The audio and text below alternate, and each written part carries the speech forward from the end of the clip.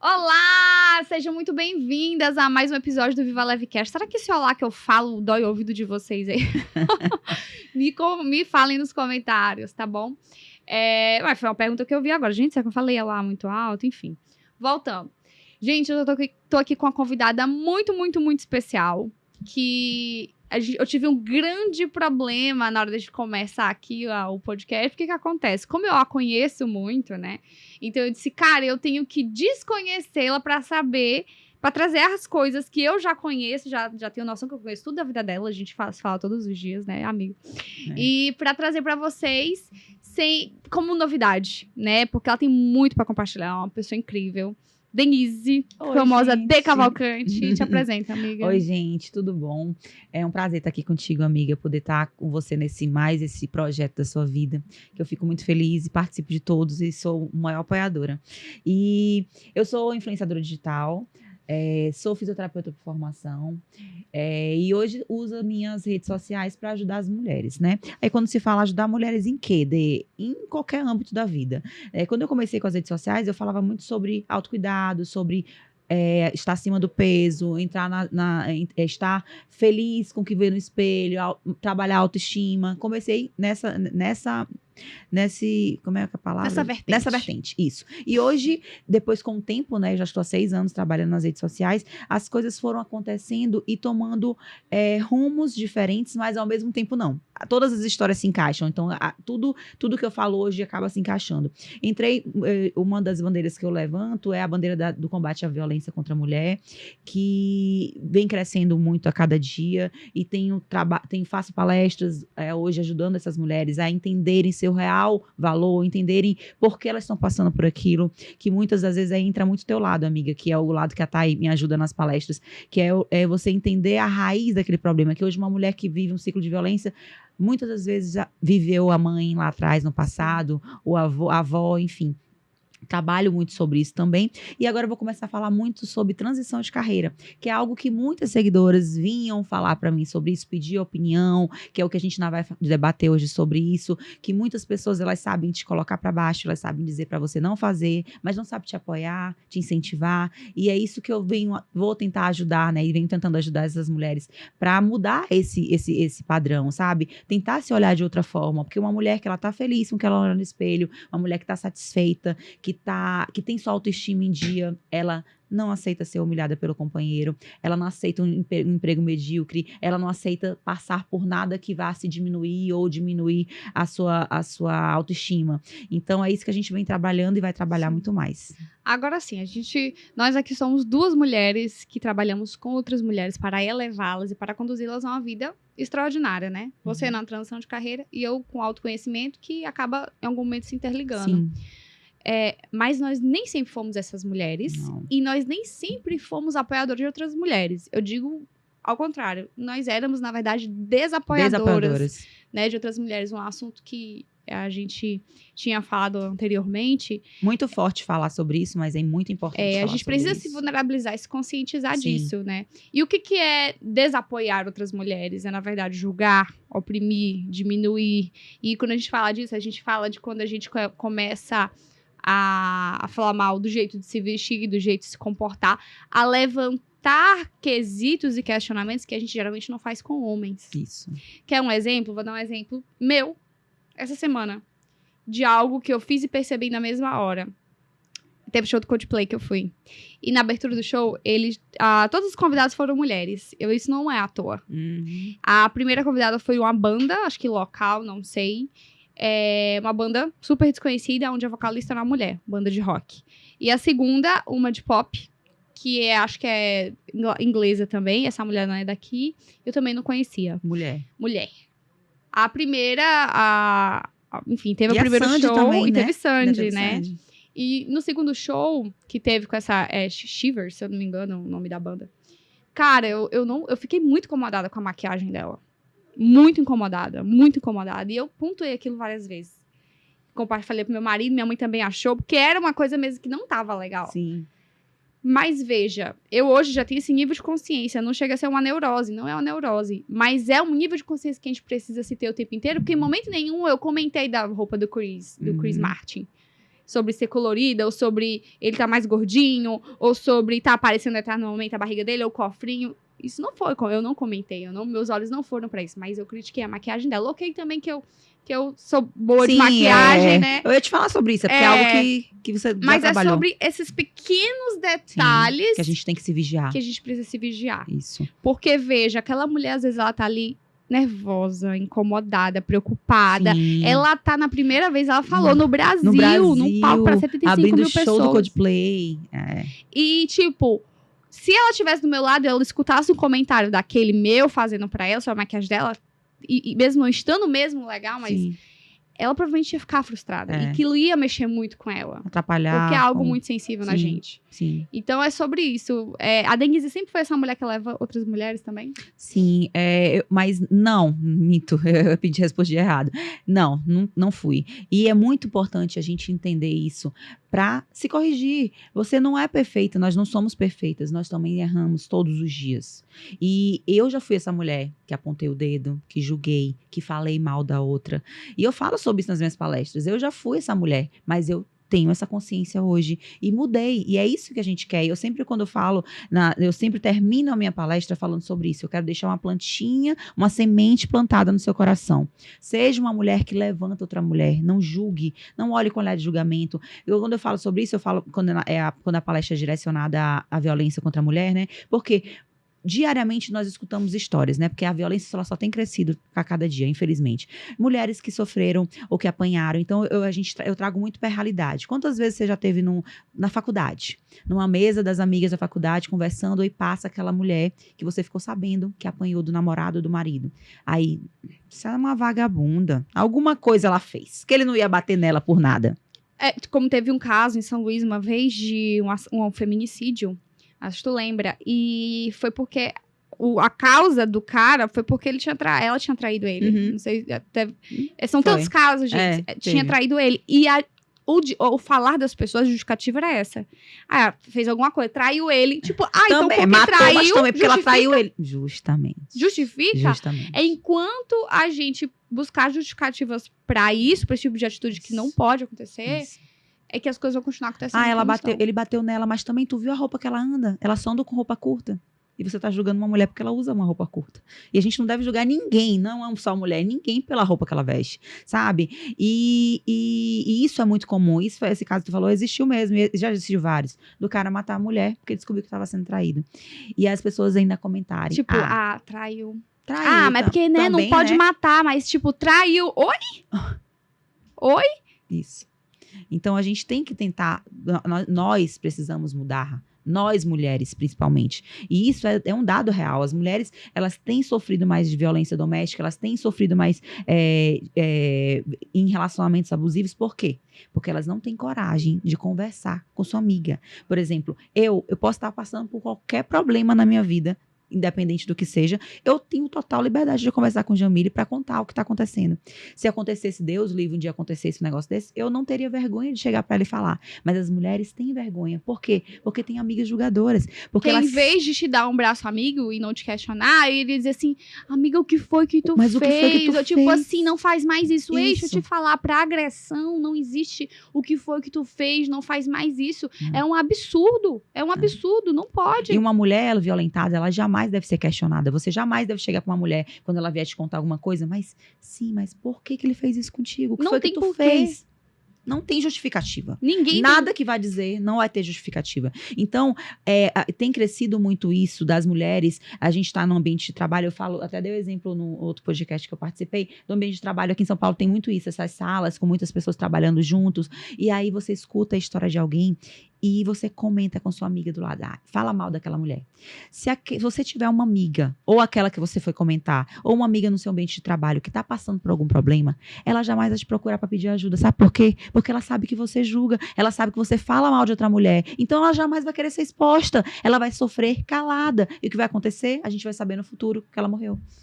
Então, assim, é a consequência disso. E fica um peso em todo mundo que conhecia aquela pessoa, de tipo assim, cara, eu não fiz nada. Eu poderia ter ajudado. Eu não fiz nada. Nossa, isso me dói muito. Teve um caso em São Luís de um suicídio. E me doeu muito aquilo. Tu sabe de qual caso específico eu tô falando. teve o caso de, enfim, um suicídio que envolve muito disso. E basicamente a gente sabe que é porque a pessoa não ia aguentar o pós.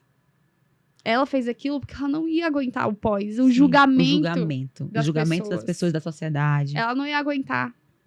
E tipo assim, a minha dor foi porque eu passava pelo local do acontecido, que é próximo à minha casa, e lembrava e dizia, tipo, o que eu posso fazer diferente para que mulheres não façam isso? Nem por esse motivo ou por nenhum outro. Gente, porque chegar na iminência de você tirar sua vida é um desespero tão grande, tão grande. É tipo, você abrir mão de tudo que você ama. Deixar os seus filhos, Sim. Sabe? Então, assim, é um nível de desespero que a gente precisa entender o que nós, como sociedade, precisamos fazer. Né? E a gente estava antes falando sobre oportunidades, mercado de trabalho, machismo, tudo isso. Aí voltando sobre a história do Guimê, né?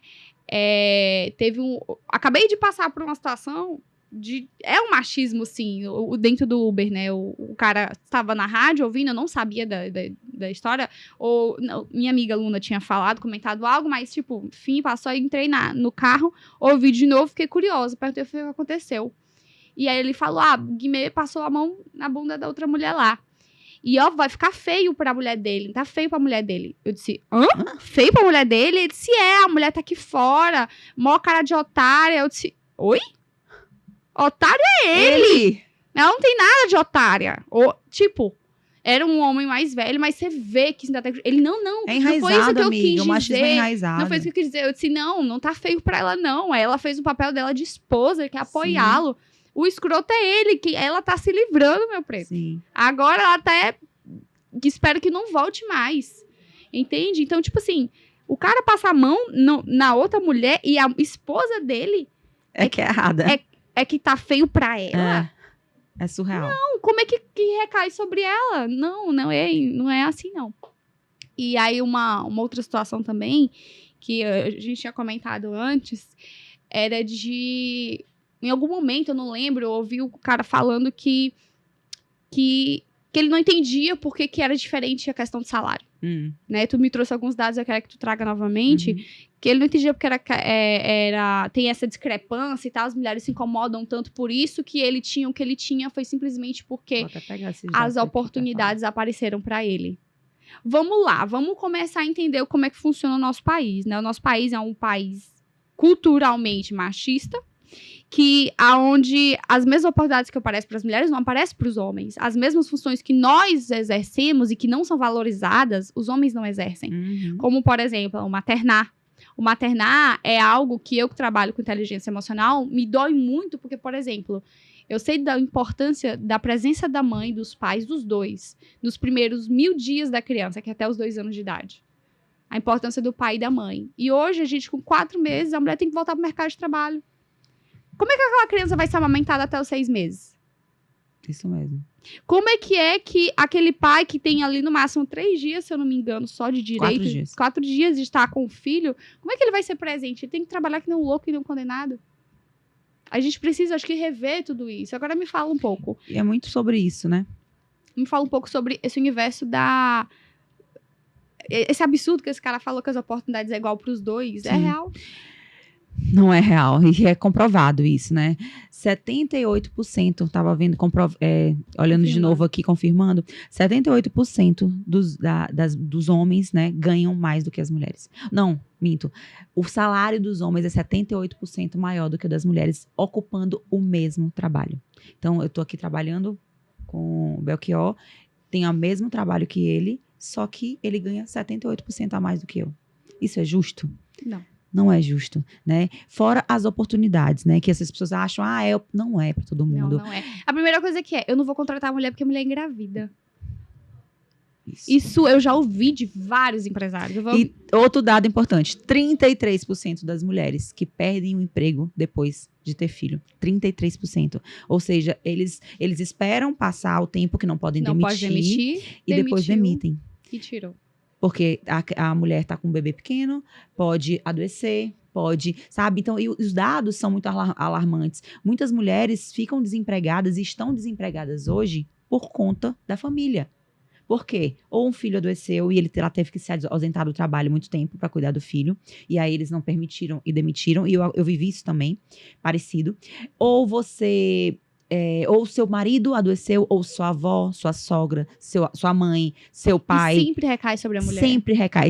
A gente estava falando sobre isso agora há pouco. Às vezes nossos filhos estão doentes, nossos maridos vão trabalhar normalmente, a vida deles não para. Até a mãe deles, o pai deles, mas nós, mulheres, porque, assim, estamos lá para cuidar. A verdade verdadeira é que eu acredito sim, que eu tenho uma percepção, uma sutileza, um cuidado, até porque isso é da energia feminina, sim, diferente do meu marido em relação a cuidar das minhas filhas. Sim. Existe essa percepção, existe essa sensibilidade diferente de uma mulher cuidar, do homem cuidar, ponto. No quesito mãe e pai ali do filho. Sim. Geralmente, a mulher tem mais essa sensibilidade. Sim. Ponto. Show! Aquela criança precisa de cuidado. Então, isso é algo que precisa acontecer. Por que isso não é respeitado? Isso. Por que essa obrigação recai sobre mim? Show! Mas por que eu não sou, eu não sou compreendida? Por que eu não é entendido do meu lado? Porque alguém tem que cuidar daquela criança. Ok que seja eu, mas que isso não seja um peso. Que isso não me torne alguém com menos valor do que outra pessoa. Sim, sim. Tá tudo bem, a gente nunca tá questionando sobre os pesos que a gente carrega, as funções que a gente exerce. Mas o problema de exercer as funções que a gente exerce é que nós somos diminuídas porque temos elas. Sim. Alguém tem que fazer. E a gente, as mulheres acabam se sobrecarregando muito mais, né? E até sobre isso existem dados, que a carga horária da mulher é sempre maior do que a do homem. Mesmo tendo a mesma função, ele ganhando mais e ainda assim você acaba trabalhando mais. Então, é surreal esses dados. Só que as mulheres, graças a Deus, estão começando a olhar, né? A perceber. E a gente tá graças a Deus, sabendo ocupar nosso espaço, tendo mais oportunidades. Isso tem crescido muito porque estão existindo mulheres para ajudar a empoderar outras mulheres, né? Então, hoje o nosso papel é muito esse. E eu recebia muitas mensagens, como eu falei, eu vivi isso, né? Minha filha adoeceu, passou um mês internada, e a empresa, eu trabalhava no hospital, e a empresa que me pagava, que pagava os funcionários, não aceitou o atestado, né? Então, eu passei um mês sem receber o dinheiro. Um mês que eu ia ser demitida, eu ainda fiquei sabendo que eu ia ser demitida. Eu só não fui demitida, porque como eu trabalho com as redes sociais, o caso da minha filha teve muita visibilidade e não demitiram porque eu sabia que isso poderia repercutir e pegar mal. Mas eu só não fui demitida por isso. Mas eu não recebi, então eu passei um mês internada com a minha filha no hospital, quase perdi a minha filha. Na UTI, gente, não foi internada assim, não, observação na UTI, não, tá? Eu adquiri síndrome do pânico, ansiedade, tudo por conta disso. E passei esse mês todo sem receber um centavo. Por quê? Sabe? É surreal. A mulher, ela não é compreendida. O maternar, como o Jamile falou, não é compreendido. E então, para eles, para as empresas, para os chefes, eles acham melhor não contratar a mulher, porque para eles é mais barato, né? Mas a gente tem mudado muito essa realidade. Muitas mulheres estão querendo empreender, estão querendo correr atrás dos seus sonhos. Muitas mulheres que são privadas por isso, pelos companheiros. Eu recebo muitas mensagens de mulheres que, eu nunca estudei, eu nunca trabalhei, porque meu marido nunca permitiu. E hoje eu consegui sair desse relacionamento e eu não sei o que fazer, eu não sei para onde ir, sabe? Ou muitas vezes não sai. Porque é dependente financeira. Isso é outro dado. Tem que comer, tem que alimentar o filho. Quando eu ver o filho passando fome. Sim. E quando eu falo pra ti que todas as meus propósitos, minhas bandeiras são intercaladas, acontece muito, 95% é outro dado real, 95% das mulheres vítimas de violência doméstica, vítimas de um relacionamento abusivo, continuam nesse relacionamento porque dependem financeiramente desse homem. E é muito forte isso, por mais que você não entenda, aí as pessoas julgam, mas ela gosta de apanhar. Adora. Não, ela nunca separou, mesmo essa mulher gosta de apanhar. Gente, quem somos nós para julgar outra mulher? Você não sabe o que aquela mulher tá vivendo, você não sabe o que ela tá passando, que ela tá tendo que passar, porque ela não tem como correr, porque ela depende daquele homem financeiramente. Aí é outro ponto que as mulheres me procuram, me ajuda, eu quero começar a fazer alguma coisa. Aí eu sempre falo, e nas minhas palestras eu falo sobre isso. O que você sabe fazer de melhor? Você sabe cozinhar bem? Você sabe fazer uma sobremesa gostosa? Você sabe costurar? Você sabe fazer um crochê? Dedique-se àquilo que você sabe fazer. Você não é experiente naquilo? Não importa. Vai estudar, vai se dedicar. A gente estava conversando com o Jamile sobre isso antes. Tem vários cursos na internet, no YouTube. Vai estudar sobre isso, vai pesquisar, vai se dedicar e vai ser a melhor naquilo. não tem erro. Várias mulheres, desde quando eu comecei, até me arrepio, ó, falando sobre isso. Várias mulheres, quando eu comecei, eu comecei a vender din-din gourmet. Aí vamos lá, eu comecei a divulgar. Hoje, nas redes sociais, eu comecei ajudando essas mulheres. Muitas pessoas não sabem, mas os Instagrams que eu divulgava, de coisas online, eram mulheres vítimas de violência. Eu não precisava falar e nem preciso, vou continuar fazendo sem precisar falar. Mas ajudar aquela mulher a sair daquele ciclo é algo surreal. E uma delas que me marcou muito foi isso. Uma foi vendendo lingerie e a outra foi din-din. Ela começou a fazer esse din-din gourmet, eu comecei a divulgar, comecei a pedir lá pra casa, comecei a indicar pras amigas e ela foi crescendo. Hoje ela tem uma empresa grande, conseguiu sair do relacionamento abusivo, consegue sustentar a filha e tudo porque ela acreditou em si. Ela sabia só fazer doce gostoso e ela viu que estava na época, já tem 2 anos, e estava muito em alta esse negócio de din-din gourmet.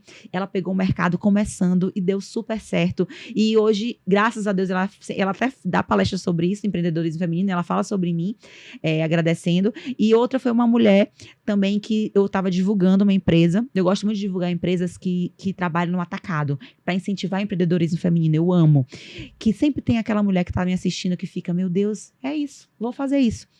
Eu indiquei uma empresa que vendia lingerie em atacado, só era atacado, e ela mandou uma mensagem, foi Deus que te mandou falar sobre isso. Eu tô num relacionamento abusivo, eu não aguento mais e eu não sei o que fazer. Eu vou pegar um dinheiro que eu tenho guardado e vou comprar esse valor e vou começar a trabalhar com isso. Faz, depois tu me fala.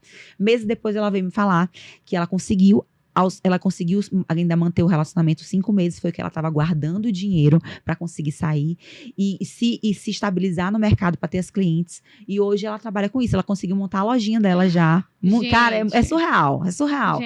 Conseguiu montar a lojinha dela, hoje ela não vende só lingerie, ela já vende outras coisas. Mas assim, ela tomou a decisão, ela precisava de alguém, ouvir alguém falar sobre isso. Então às vezes, nossa, essas blogueiras e tal, por isso que é legal a gente poder falar, porque a gente não sabe... ter voz e ajudar essa outra mulher. Então, eu ajudei outras também, mas essas duas me marcaram muito, porque elas conseguiram vencer, né? Porque não é fácil sair de um relacionamento abusivo. Além da dependência financeira, existe a dependência emocional, né?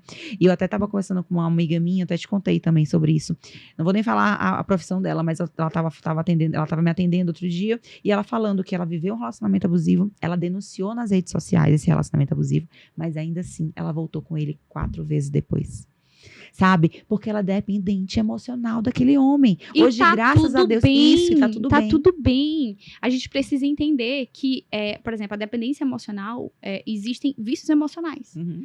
Né? E o que é o vício emocional? Isso tu sabe falar bem melhor. O que é o vício emocional? Assim como a dependência química daquela substância que entra, que faz todo um processo químico dentro da minha cabeça, o emocional é a mesma coisa. E veja, muito mais fácil do que uma cocaína, uma cerveja, é eu provocar uma situação.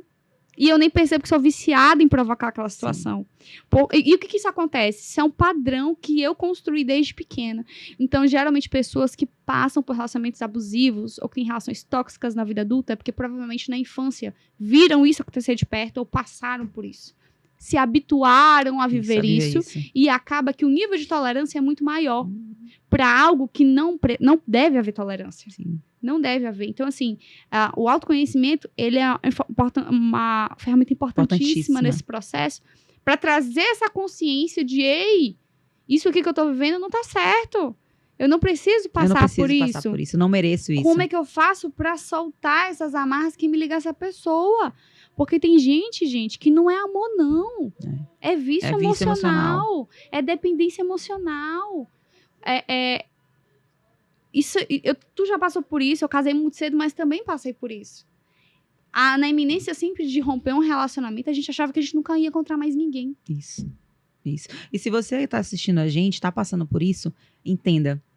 Passa, você consegue. A gente acha que não vai... Eu tenho vários casos de amigas também, de seguidoras que largaram esse relacionamento com filhos. Aí, outra coisa que se bloqueia. Eu não vou largar ele, eu tô vivendo um inferno. Tô muito infeliz, mas eu não vou largar porque ele é o pai dos meus filhos. Deixa eu te falar uma coisa, por experiência.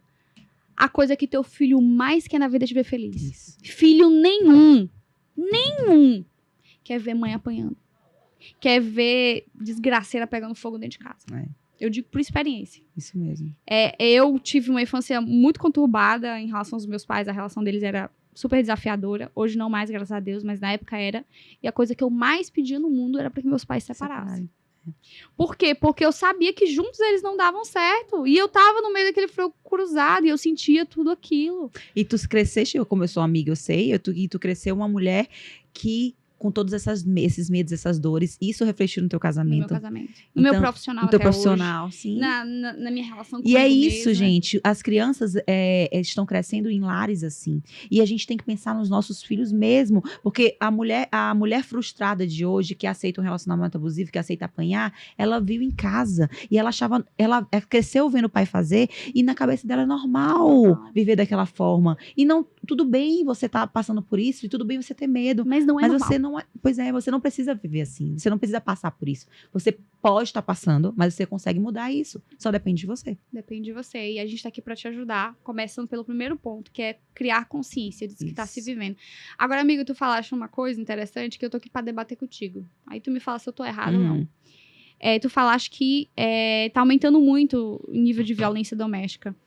Na minha percepção, aí você me diga que se talvez eu esteja errado, enfim. Na minha percepção, não tá aumentando. Sempre existiu. Sempre existiu. O que tá aumentando são as taxas da gente saber, porque antes não era falado. Porque tu já deve ter tido caso. Eu tive caso de amiga que apanhou. Na minha família, muita gente. Sim. Isso era tido como algo normal. E essa agressão, gente, sempre é do homem para a mulher. Então, assim, o que eu vejo hoje é as pessoas com mais coragem de falar. É isso. O que a Jamília acabou de falar é o que acontece. Sempre existiu a violência. Na verdade, eu acho que antigamente ela existia até muito mais. Existia muito mais. Por conta da criação, do machismo que é enraizado na nossa vida. Nossa, o machismo tá aí até hoje, infelizmente. Mas as mulheres não falavam, as mulheres tinham medo. E hoje, graças a Deus e graças ao papel que eu realizo, eu me coloco nesse meio, porque eu entendo o meu real papel nisso, graças a mulheres que falam sobre isso, graças a pessoas que levantam essas bandeiras e que tem se divulgado muito que a mulher precisa falar, precisa pedir ajuda, precisa gritar, e as pessoas estão começando a saber mais, né? Então, mais mulheres estão tendo coragem de denunciar, mais mulheres estão pedindo ajuda, mais mulheres estão conseguindo sair daquele ciclo de violência, mas, infelizmente, ainda existem muitos casos. E esse é o nosso papel também, de estar levando essa informação e essa educação desde pequeno. É um projeto que eu faço, do Somos Todos Marianas, nós vamos nas escolas falar sobre isso. Sim. E eu vou te contar uma história, amiga. Nós somos numa escola pública lá na Vila Luizão. Eu e Carol, tia Flor, a mãe da Carol. E demos a palestra, quando terminou, era só adolescentes, até 16 anos. E aí, quando terminamos, eu pergunto, vocês têm alguma coisa pra falar? Vocês têm alguma história pra contar? Porque sempre tem. Sempre no final, alguma vem procurar a gente pra contar, pra falar alguma coisa. E aí, um menino levantou. Geralmente são mulheres, né? Dessa vez foi um menino. Ela, tia. Pode falar. Eu quero falar pra senhora que eu vou matar meu padrasto. Ele falou desse jeito. Eu vou matar meu padrasto. Aí ficou todo mundo, a escola toda, os adolescentes olhando pra ele, eu e Carol, mas calma. O que aconteceu? Aí, não, minto. A gente acabou a palestra e foi chamar ele no final. Terminamos e chamamos ele. Aí fomos conversar com ele. Eu, Carol, a diretora da escola, a professora. Ele, tia, o meu padrasto bate todos os dias na minha mãe. Ele chega em casa drogado, alcoolizado, e bate na minha mãe, espanca minha mãe, estupra minha mãe. E eu olho, ele não tem nem medo de mim, nem vergonha de mim. Eu olho todos os dias isso acontecer. E eu já decidi. Eu vou matar ele, porque ele não vai mudar. A gente já foi conversado, já levamos pra igreja, já fizemos tudo, nada mudou. E não tem o que fazer. Aí a gente foi conversar, e chamou o psicólogo. Tem que chamar a psicóloga pra ele. Resumindo, a gente saiu de lá e não conseguiu mudar. Não adiantou. A gente conversou muito tempo com ele, não adiantou. Ele estava decidido. Não sei o que aconteceu, se realmente aconteceu. Mas entende, um menino de 16 anos. E ele não vê isso provavelmente há um dia, 2, deve ser há muito anos. Tempo. Há muito tempo. E assim... O pior de tudo, digamos, que não tenha acontecido ou que não venha acontecer. Mas o pior de tudo é esse sentimento que essa criança sente todos os dias da vida dele. O que vai gerar pra ele de traumas emocionais em todas as áreas da vida dele. Isso vai perseguir ele o resto da vida dele. Sim. Porque dos 0 aos 12 anos é a fase mais importante das nossas vidas. É a fase onde a gente está literalmente formando o nosso cérebro. Então, nosso caráter. Então, assim, o nosso cérebro, inclusive, do quesito físico, quando a gente nasce, nosso cérebro só se encontra maduro, realmente pronto, fisicamente falando, com entre 21 e 25 anos de idade. E essa maior movimentação, essa maior mudança é feita do 0 aos 12. Então, assim, tudo que acontece na vida de uma criança do 0 aos 12... aquilo é determinante para a formação do caráter, para as crenças dela, para os vícios emocionais e para tudo mais. E o que vai acontecer posteriormente é só para reforçar o que ela já viveu. E quando a gente não tem consciência disso, a gente acaba o quê? Expondo as nossas crianças a situações como essa. É como eu tô te falando. Para o teu filho, é muito melhor que ele esteja com você, passando por dificuldade, talvez tendo que mudar de escola, diminuir o padrão de vida, mas vivendo em paz, do que viver num ambiente de tortura, de incerteza, de luta, como se o tempo inteiro ele estivesse na beira da morte. Sim. Porque quando uma criança vê a mãe passando por isso, ou alguém muito próximo passando por isso, a vida daquela criança se resume ao pai e à mãe. Sim. Então, se o pai tá maltratando a mãe, na cabeça dele o pai é do mal e a mãe é do bem. Isso mesmo. E esse sente a dor junto com a mãe. Sim. Então, e aquelas marcas não somem. Não somem, persegue aquela criança o resto da vida. E aí você vai ter a mãe que lidar com os traumas dela e ainda lidar com os traumas do filho, né? E quantas crianças aí não começam a desenvolver transtornos? Uma coisa que eu tava conversando com a minha mãe, inclusive, esses dias, ela me fazendo o seguinte pergunta. A gente tava conversando o seguinte, ela disse, filha, tá todo mundo tão doente, você conhece, todo mundo tá com alguma dor em algum lugar, tá com algum problema em algum lugar, tem alguma doença crônica, seja emocional ou física. O que é que tá acontecendo com o mundo? Por que tá todo mundo ficando doente? Eu fui parar pra refletir. E eu disse assim, eu tenho a resposta. O nome disso é estresse. Hoje a gente vive todo mundo estressado por tudo o tempo inteiro. É muita coisa. Criança tendo depressão, sofrendo de ansiedade por circunstâncias como essa. Que a própria família coloca, né? Que a própria família coloca. E aí depois tá se questionando o que eu fiz. Eu sou uma mãe maravilhosa. Tá, mas como é o ambiente dentro de casa? Existe paz? Você sabe que é paz? E é muito engraçado falar sobre isso, porque eu só fui descobrir o que é ter uma vida de paz com os meus 21 anos de idade. Casada, pasme. Porque eu, nos meus primeiros anos de casada, tinha comportamentos... que não trazia essa paz. Por quê? Acostumada a viver num ambiente onde eu tinha que lutar o tempo inteiro. Então, entrei para um relacionamento onde as coisas eram tranquilas, mas a minha cabeça não parou, não mudou. Esse tranquilo não é o normal. Não é o normal. Então, o normal para minha cabeça é a fuga. Então, hoje ainda, o processo de autoconhecimento é algo muito incrível, né? Porque hoje eu ainda... eu sei que eu tô nesse processo.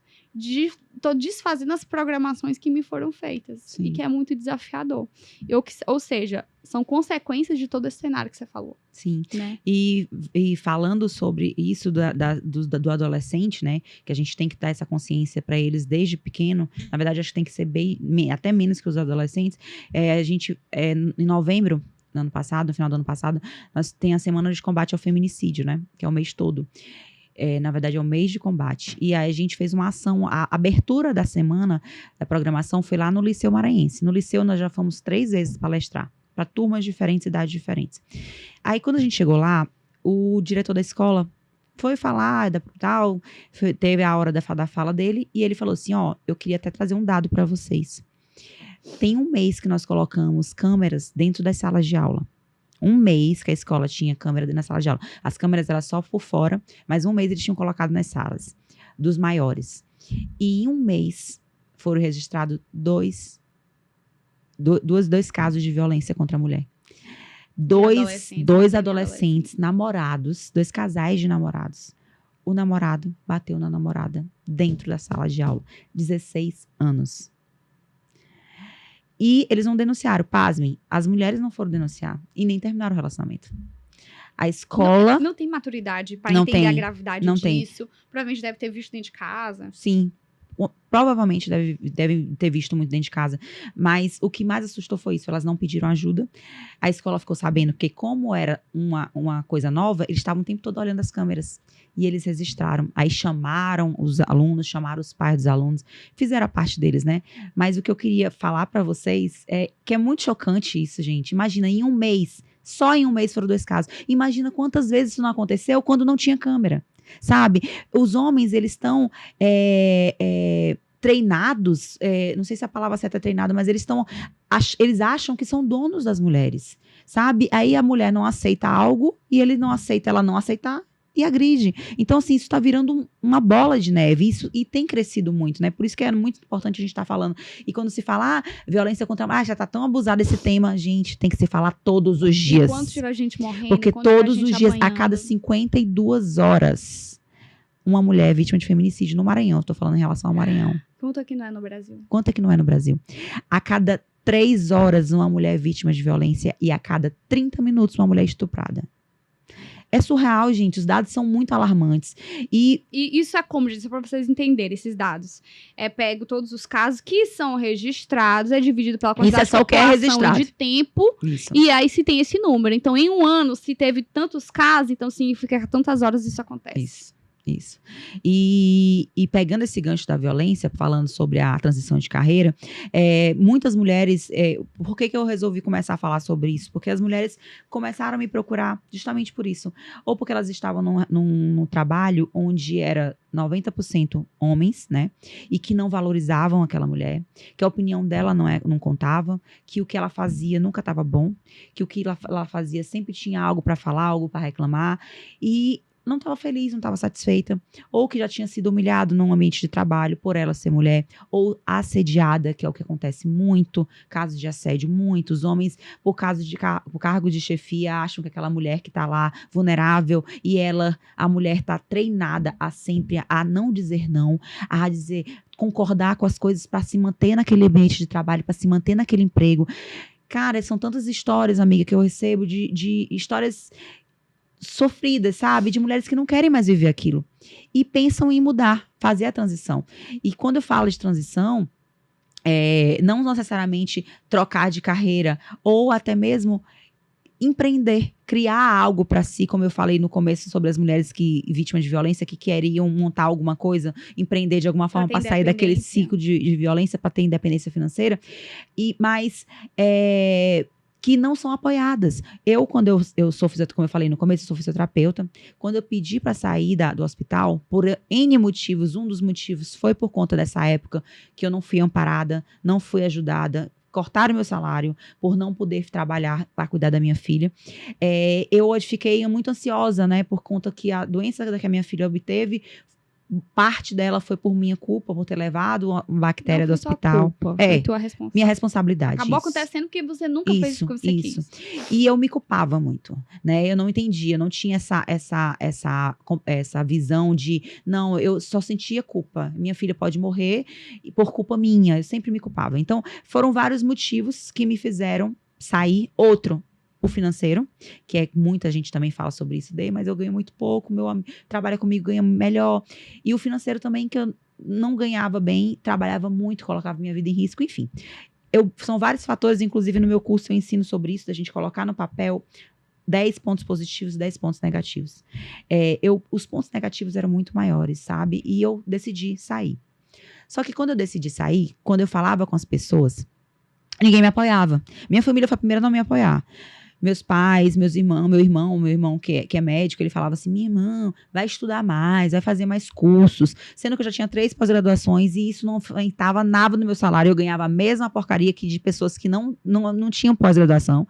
Então, assim, por mais que eu estudasse mais, eu não podia crescer, era um ambiente de trabalho que eu não ia crescer, eu não tinha perspectiva de crescimento. Até porque a fisioterapia, vamos lá, ela não é valorizada. Não é valorizada. Não é valorizada. Não é. Gente, eu podia hoje não ter mais movimento no meu braço. Voltou por conta da fisioterapia. Voltou pela fisioterapia, não foi outra coisa. Sim. Pessoas voltam a andar, a se movimentar por conta da fisioterapia. Sim. A fisioterapia é uma profissão que não é valorizada. É linda. E foi por isso que eu me apaixonei, sabe? Porque eu quis fazer. E tem tantas áreas de atuação. Eu trabalhava com respiratória numa UTI, eu via pessoas renascerem, tirar aquele tubo da boca daquele paciente, voltar a respirar, sair daquele ambiente, reviver. É algo, nossa, que eu até me arrepio até hoje e me emociono de falar. Eu amo minha profissão. Sou formada há 18 anos. Eu trabalhei 14 anos na minha profissão. E foi muito triste tomar essa decisão. Mas eu tomei, eu queria. Era algo que eu não estava mais feliz. Então, se não tá fazendo feliz, pronto. Eu estava indo automático. Eu entrava assim, ai meu Deus do céu, eu não aguento mais. Amanhã eu tô de plantão, eu sofria por antecipação. E quando eu decidi, voltando a falar sobre isso, as pessoas não me apoiavam. Minha família não me apoiava, meu pai não me apoiava. Falavam, não, minha filha, vai estudar, vai fazer outra coisa. Esse negócio de blogueira não dá nada. Isso aí é só... Se não vai ganhar... As pessoas atrelavam ao blogueirismo, às redes sociais, a coisa fútil, né? E... Só que eu comecei eu não comecei falando de coisas fúteis, nem de propaganda, de nada. Eu comecei ajudando outras mulheres, né? Eu comecei com um propósito. Eu comecei falando sobre a minha experiência com a obesidade, a minha experiência com o meu corpo, com o meu relacionamento, porque a obesidade atrapalhou o meu casamento também. E aquilo, foi criando uma comunidade. Mulheres que queriam ser ajudadas, virou vários grupos de autoajuda. E eu decidi, não, mas eu vou fazer a transição, eu vou mudar, eu vou fazer o que eu quero, eu vou mudar de profissão, porque eu não tô feliz com o que eu tô fazendo. E tomei a decisão. E no começo fui super julgada, meu marido também não me apoiava, é outra coisa que eu tive muita dificuldade, meu marido também não me apoiava, porque o caso dele já é um ciúme meio machismo, que ele é machista, ele tem trabalhado isso, mas ele pensava muito, ele tá nessa busca, e graças a Deus, o Jamir que convive, sabe, ele já mudou muito, graças a Deus, ele já evoluiu muito em relação a isso, mas ele falava, meu amor, você vai só se expor, esse teu trabalho é só pra expor sua vida, expor teu corpo, expor nosso relacionamento, nossa família, e tu não ganha nada com isso. Porque, de fato, quando eu comecei, eu não ganhava nada. Só que eu criei uma comunidade de mulheres que acreditavam em mim, acreditavam no que eu falava, e isso as empresas foram me olhando com outros olhos, né? Então, falando, a AD tem umas pessoas que seguem ela, tudo que ela faz, elas querem fazer, tudo que ela indica, elas querem fazer. Então, é uma boa para divulgar minha empresa. Então, foi começando assim. Então, eu comecei dessa forma. E ao longo desses anos, como eu falei, tudo acaba se encaixando. Eu comecei com autoestima, cuidado do corpo, e fui entendendo que aquelas mulheres que me procuravam, ao longo dos tempos, eu comecei a virar uma psicóloga. Elas vinham procurar eu queria entrar no teu desafio. Quando acabavam as inscrições, né, elas ficavam desesperadas. Eu queria entrar no teu desafio porque eu quero emagrecer, porque o meu marido tá me traindo. Como uma mulher mais bonita, mais magra. Eu quero emagrecer porque no meu ambiente de trabalho as pessoas tiram sarro de mim. Eu sou chacota. Ou eu recebi uma mensagem de uma mulher, eu perdi meu emprego por estar acima do peso. Então, assim, a gente acha que não é palpável, mas isso acontece muito. E de acordo com tudo que eu vivi ao longo desses anos com essas mulheres, eu entendi que 80% dessas mulheres que me procuravam pedindo ajuda para mudar de vida, para mudar seu corpo, era porque sofria de algum tipo de relacionamento abusivo. Lá no fundo, sofria porque... Dependente financeiramente, justamente. Não se livrava porque, não tenho. Além de toda a parte emocional, a parte financeira pesa muito. Demais. E a mulher, ela é muito... Pensa muito na segurança. A mulher, ela jamais vai entrar em algo sem pensar na família primeiro, sem pensar no filho primeiro, sabe? E isso, infelizmente, por um lado, é ruim, porque te prende a isso, né? Te prende aquele homem. É uma característica nossa, do feminino, no geral, quando a gente fala de energia feminina e masculina, né? Ou seja, isso tá em todo mundo, mas que como energia feminina, ela é mais preponderante na mulher, e deve ser assim. Aí existe uma sociedade saudável quando é dessa maneira. Essa é uma característica linda, uma característica maravilhosa do servir, do se preocupar, do zelar. É uma característica mais feminina. Mas, assim, quando ela te prende, te faz não ter liberdade, não te faz voltar para esse lance da agressão, você tem que entender que, peraí, eu preciso estar viva. O meu filho, acima de tudo, acima de comer, ele precisa de mãe. Sim. Se eu continuar passando por isso, eu posso morrer. E aí? Sim. Vou deixar meu filho com essa pessoa? Oi? E uma outra coisa também que eu acho muito importante, amiga, é a gente descomunizar, vamos dizer assim, também a agressão infantil. Sim. Achar que tá tudo bem bater. Tem uma mulher que eu acompanho, ela tem uma Brandão, e ela traz alguns pontos maravilhosos de reflexão sobre isso. Se tu tá carregando um copo e cai no chão e quebra, eu vou dizer, ô amiga, deixa eu limpo, eu te ajudo. Por que quando uma criança cai e derruba, ela deve apanhar?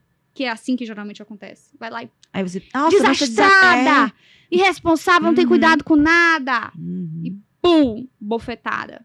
Por que quando a criança tá ali, tá fazendo atividade, ai, tá fazendo o famoso corpo mole, ai, dever, o pai vai lá e senta ali a mão, senta ali a taca. O pai, quando tá trabalhando, tá cansado, ele vira e diz o quê? Não, vamos dar um time.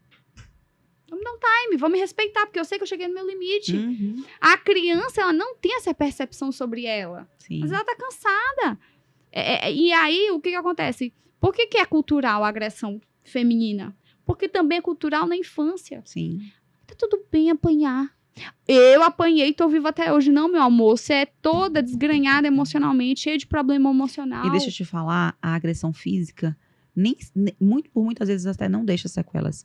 A agressão emocional, a violência psicológica deixa muito mais sequelas. E se a gente tô falando da infância, da mulher, porque que as pessoas acham, existem vários tipos de violência. Isso vai ser uma outra pauta que eu não vou focar nisso, mas existem vários tipos de violência. E a violência psicológica é a que deixa mais sequelas, a que traumatiza a mulher, a que bloqueia a mulher, a que impede a mulher de vencer e de ir pra frente. A violência psicológica, ela mata a mulher, sabe? Por dentro, Por dentro. E isso é o que mais acontece. A violência física, gente, é a última instância.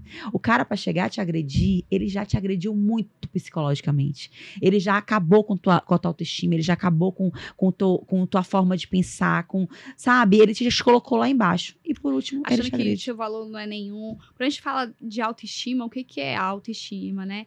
É a minha capacidade que eu tenho de reconhecer o meu valor. Meu valor. Se eu tô convivendo com uma pessoa que diz o tempo inteiro, às vezes não diz, amiga, e aí a violência começa assim, né? Não diz claramente, você não presta, você não vale nada. Não, é nas pequenas coisas. Olha, você não é boa nisso. Tu não sabe nem fazer uma comida. Não sabe fazer isso direito. Nem pra cuidar do teu filho tu presta. E aquilo vai aumentando sem nem perceber quando vê, tá em volta dentro do relacionamento tóxico. Isso mesmo. Por isso que é tão importante a gente conversar, a gente se abrir, a gente se tornar esse ouvido e não o ouvido julgador, do ouvido que aponta, que critica, que sabe, da gente se tornar essas mulheres empáticas, porque assim eu faço minha parte, tu faz a tua parte, todo mundo que tá junto vai fazendo a sua e a gente vai colaborando pro mundo melhor. Isso mesmo. É isso. Amiga, foi um prazer te ter aqui. O prazer foi meu. Agora a gente fazer uma pergunta, antes da gente finalizar a real oficial. Qual é o próximo desafio da D? Pode falar? Pode, de O tudo. próximo desafio da D é, como eu falei no começo, vou entrar agora numa nova fase, né? Incentivo, né? Mas incentivando essas mulheres a fazer essa transição de carreira. Que foi algo que vinha muito forte, né? No meu coração, as pessoas, além de falarem muito sobre isso, ela se encaixa muito com todas as outras coisas que eu prego, que eu defendo. E é um novo desafio, né? O desafio continua e vai ser em várias etapas, em vários âmbitos da vida. E agora vamos começar com essa da transição de carreira, incentivar e entender a mulher, se ela realmente está feliz no ambiente de trabalho, se ela está realmente feliz no que ela está fazendo. Porque a transição de carreira é algo que choca muito quando você fala transição de carreira. Nossa, mas vou mudar de carreira, mas eu amo o que eu faço. Ótimo. Se você ama o que eu faço, você não vai fazer transição de carreira. A transição de carreira acontece por mulheres que estão frustradas, que não estão felizes, que não estão satisfeitas, que não acordam de manhã esperando chegar no trabalho. Ou que simplesmente não tem uma carreira. Ou que não tem, justamente. Né? Que tá aqui, que a transição de carreira, na verdade, é ser mãe. Sim. Né? E precisa ter essa transição do mãe, dona de casa, para se tornar uma empreendedora. Para se tornar uma empreendedora. Que muitas vezes tem o sonho, mas não tem o incentivo.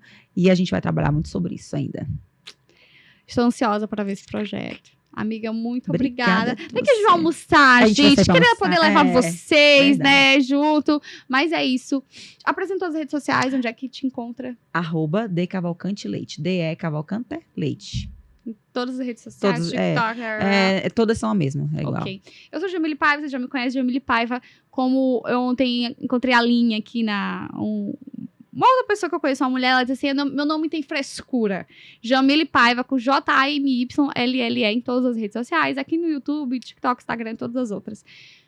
Um grande beijo, muito obrigada mais uma vez, amiga. E não esqueçam de curtir o vídeo. Pra que a gente possa... também, manda pras amigas. É um vídeo que eu acho que ficou muito legal. A gente falou sobre muitos assuntos legais que interessam as mulheres. Vai ter parte 2, viu? Vai, né? Vai. Tá ótimo. Um grande beijo, fique com Deus e até o próximo. Tchau, gente. Tchau.